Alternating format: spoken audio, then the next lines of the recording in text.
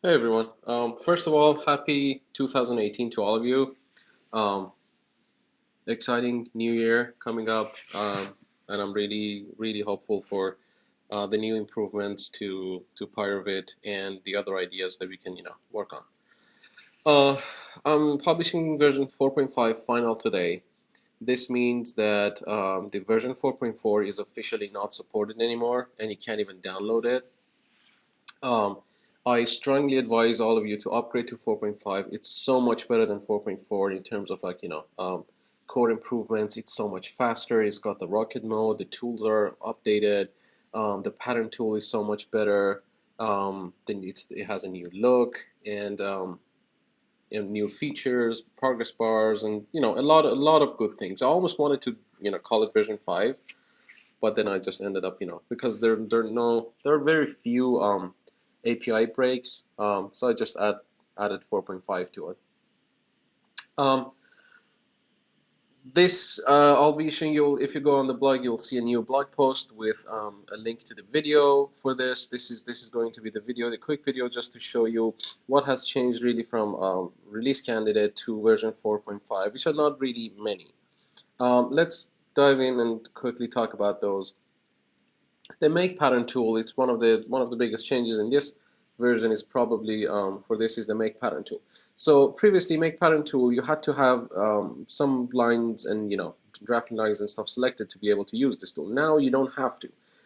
When you launch the make pattern tool without any selection, it runs in export mode basically. So you can go in and pick one of your existing patterns that you have in the model and then export it to a text file, to a pattern file basically. Let's do this, export it, and I'm gonna go to my desktop, uh, pattern, and I see that it exports it to a pattern file. So this is a great way of exporting the patterns that you already have, model or detail, to a pattern file that you can use later. Another change that has been done to it, if I draw, sorry, should have drawn this, but let's say you draw detail lines, and this is going to be, let's say, we've got this as the pattern, and then I'm gonna also draw a field region here. Copy it there. Okay. So another thing that's come up is that the pattern tool, the make pattern tool, has the ability to combine patterns. So let's say I have these line selections. I also add a field region. It could be anywhere, as long as it's inside your selection, that's fine. And then you do the make pattern. Let me actually show you when you create the pattern without this. Let's call it test model pattern. I do want to create a field region, create the pattern, do that. Okay, and I'm going to change the type of this to that pattern. Okay, so that's the pattern that we have. But now you can include another pattern in a field region of model or detail pattern inside in your selection. And then when you do this, I don't want to create it again. When you do this, the patterns will actually reads the pattern of that, and it kind of like adds it to yours. So now you have a pattern that's a combination of these two. You can even like align them together to get better results. But this is a single pattern now that you have. So it basically reads the pattern that combines it with the lines that you have created and basically adds a new pattern. This is also a great way of converting detail patterns into model patterns or vice versa. You can not have any lines selected here. Just select one of these, do a make pattern, and then pick the other type. Like this is if it's a detail pattern, you can pick a model pattern, create a new create pattern, pick a one by one tile or something, and basically what comes out of it is a model pattern of the same scale as that detail pattern that you have drawn here. I'll put this in a tips. If you look at the tooltip, I've extended the tooltip to basically explain this trick also, that you can convert detail model patterns. Part of the reason that I don't create a separate tool for this is that you kind of have to specify the scale that you want to convert this detail pattern into a model pattern. So maybe I'll add that in the future if it becomes popular. This is as far as the upgrades to the pattern tool between these two versions. And then we got the so there is another tool that's been added that I really needed, and I added it there. It's under select. It's called Invert Selection. So you have a bunch of objects selected in that view, and they hit Invert Selection. It basically inverts the selection inside that view. So it basically deselects those objects and selects the rest of them. The output window has also been updated with a slightly better look. I've added the branch icon, and I'm sorry, a commit icon and a branch icon in here to kind of like clarify this is the exact commit that you're sitting on the Git repository, and that's the branch that you're working in, which in my case is develop. I'm going to publish this. I'm going to merge this into master, so you'll see master in here. What else? Let's talk about the output table, progress indicator, and reload. Oh, okay. So the reload tool now has a prompt window that tells you, shouldn't be this slow, that tells you that reloading increases the memory footprint and is automatically called by pyRevit when necessary. pyRevit developers can manually reload when new buttons are added, buttons have been removed, button icons have changed, base C# code has changed, and kind of other examples. So it basically prompts you to kind of like help users to understand when they should reload and when they should not. I'm getting a lot of questions and about like reloading in pyRevit, and I realize that a lot of people don't realize that these buttons are actually external reference to this script. So when you update this script, you don't need to reload pyRevit. You just click on the button again, and it reloads that script. So this is just to clarify that. And then two other features that's been added to the output window is one of them, if you look at the toolbar button here at the bottom of the screen, when I run this tool, you'll see that the progress indicator actually is visible inside that button as well. So if you have a window, if you have an output window that is showing some sort of progress, you'll be able to see the progress on the taskbar button as well.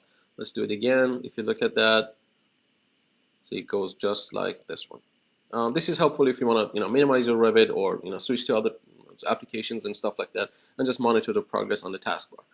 And then the other thing that's been added is a print table function to the output window that prints a 2D list of elements to a kind of like sort of like a nicer table format to the output window that I've been using in some of my tools. I'll show you where all this will be documented for you to see and use. But this is as far as this is basically as far as all the user interface improvements. I've updated the Revit Python wrapper to its newest version, which is 1.7.3. So that's also updated for all your tools that you want to update. And then the major thing for this version was the documentation. I've done some of the documentation, maybe half of it, but the rest of it took a lot longer than I expected. So I'll be completing the rest of this in the upcoming weeks. I'm not going to work on any other features in pyRevit until I get this documentation done, because it's so important to me at this point. But so what I have right now, and you'll have access to it right now, is this. So in the pyRevit blog, if you click on the read the docs, it takes you to a website that looks like this. It's on the readthedocs.com, hosted there. And so this is the index page. It basically has three sections: getting started, pyRevit core, and modules. I've moved, if you notice, that I've moved these pages about adding tools and extensions and stuff like that to here. They're pretty much identical, but the format is nicer in here, and I can actually work on this while I'm working on the main pyRevit repository branch instead of its blog branch, basically. So it helps me, document things faster, and don't worry about updating the blog as much. So one of the most important ones is the anatomy of a pyRevit script. The page is here, same descriptions. I've added all the new features that we have been talking about for version 4.5 to this. For example, The command availability, the context now accepts a list of different category types. So let's say if you have a tool that works on space tags and spaces, so it requires these two objects, these two categories of objects selected for the tool to run, you can just provide a list now. So the user is required to select a space tag and a space, and then the tool will be activated in the user interface. Just like it works with doors and walls and other stuff. If that's the only category of elements that your tool works on, you can specify the context this way. So that's an upgrade to the context. And then everything about the pyRevit script module that we talked about in this new version, updated the logging system, the controlling output window, which is really very few changes. If you look at if you can go and read the super important this article, this blog post that I wrote, I basically explained all these changes, and also there's a video that takes you through all the changes that you need to do to upgrade your scripts to version 4.5. Basically, the main change is that the script utils and the Revit utils modules don't exist anymore, and both of them are combined into script and pyRevit itself. So instead of getting output from this script, you just now ask for the output from the script module and then work with the output objects that you have. It's a lot neater and cleaner and more Pythonic. So the script configuration, logging results, temporary files, just like that. And then I've also added a built-in parameters section that has all the built-in parameters that's available in the engine. I strongly advise you not to use or write or read to any of these. All of these functionalities are accessible through other things, other areas, mainly the script module. So this is just for your information and the sake of documentation. There is a page, a section here called effective output. I'll be completing this, but this is going to be a page talking about all the features in the output window that you can use, or basically in pyRevit that you can use for effective communication with the user and outputting the information and stuff like that. One of the things that I grabbed from one of the blog posts is the graphs that a lot of people have a hard time obviously finding it in here, because it's been such a long time ago, so they don't know really there's a graph feature available in pyRevit output that they can use, and it has all the examples for different chart types and stuff like that. It uses the charts.js engine, and it's pretty neat. I use it a lot in my tools, maybe just mostly the line chart or the pie chart to sort of export some data in a nicer, more presentable format.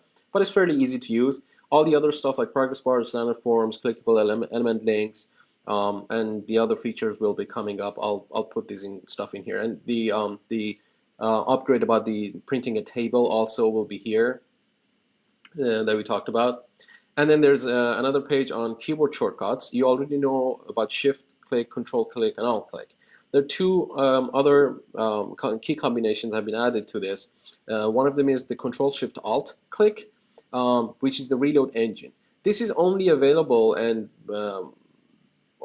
if you're in Rocket mode.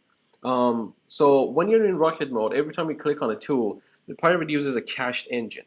So if you're developing a tool and are you using your own module, Python module, that's been imported into that tool, and then you're making changes to that module and you run this tool, because that module is already imported in that engine, it's not going to be reloaded again. So to sort of like push pyRevit to discard the cached engine for that tool and use a clean engine, you use the Control-Alt-Shift keyboard combination and then click on the tool, and it basically pushes pyRevit to run the tool in a clean engine. The other alternative is that you can define a clean engine variable in your, as I've explained in that article, that you can define the clean engine for the time that you're testing it, set it to true, so every time you run it, pyRevit runs it in a clean engine, and when you're done, you can remove that, and it basically is ready for the Rocket mode. And the other combination is Shift Windows. Windows is the Windows button on your keyboard. Click on the tool, and what it does is that it gives you a context menu. I'll put an image in that documentation, but it gives you a context menu on the tool like this, that basically gives you a little bit of information if that script is requesting a clean engine, full from engine. You can copy certain things to the clipboard memory, like the script path, the alternate script path, bundle path, the unique ID, which is going to be this for that tool, and the Python system paths. So it's actually very helpful when you're developing scripts. Just you want to confirm things and copy things and use them somewhere else and stuff like that. That's pretty helpful. All the information about extensions and the command bundles are in the extensions and commands page now. It's pretty much the same thing as you'd see it on the blog. It's just it's organized slightly differently, and then you got all these group bundles. The command bundle is listed here. The push button, which is basically the only command bundle that you can have, and then all the different types of group bundles with their acceptable bundle types that they can contain, and the advanced bundles that we used to have. And I've also added the no button bundle and the panel button bundle. If you remember from the previous videos, the no button is basically a pyRevit command that doesn't show up in the UI, and the only way to run it is through the pyRevit search. So you can type in the name of the command. It doesn't show up anywhere in the UI, but you can run it from here. So it's designed mostly for like hidden tools and stuff like that you want to have, or the tools that if you don't want to clutter your UI with too many different options and stuff like that. You can create no button commands, and they work exactly like any other pyRevit tool. All the pyRevit functionality are available to them. It's just that they don't have a user interface button. And the other one is the panel button. So it creates this panel configuration button here. And that's its own specific bundle. If you want to use it, it looks like this basically. So under the debug panel bundle, there's a command bundle called panel button. And so and if you have that, it'll go here. It doesn't need an icon because this is always fixed to that single arrow.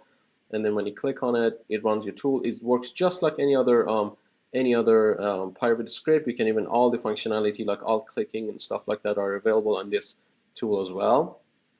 The only difference is that instead of sitting inside the panel, it goes into the sort of like the panel configuration button.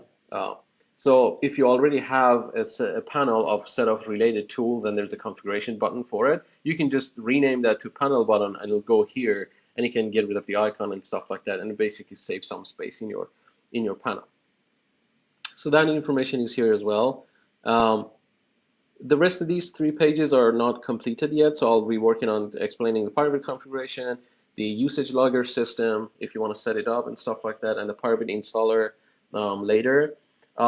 The rest of this is about, it dives deeper into pyRevit inner workings and the internals. Like for example, the load sequence. How does pyRevit load when you launch Revit? So it explains how the little pyRevit loader add-on works, and the main loader script that basically loads all the pyRevit modules and start creating all these buttons and stuff like that. So you'll see that.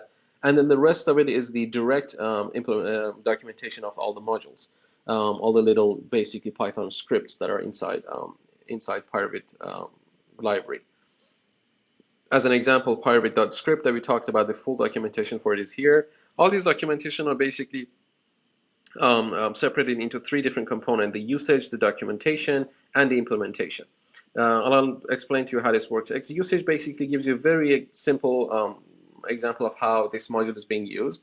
Like for example, if you want to copy a text to the clipboard memory, you can use pyRevit import script clipboard copy, and that's a function that's inside that module, or journal read or something like that.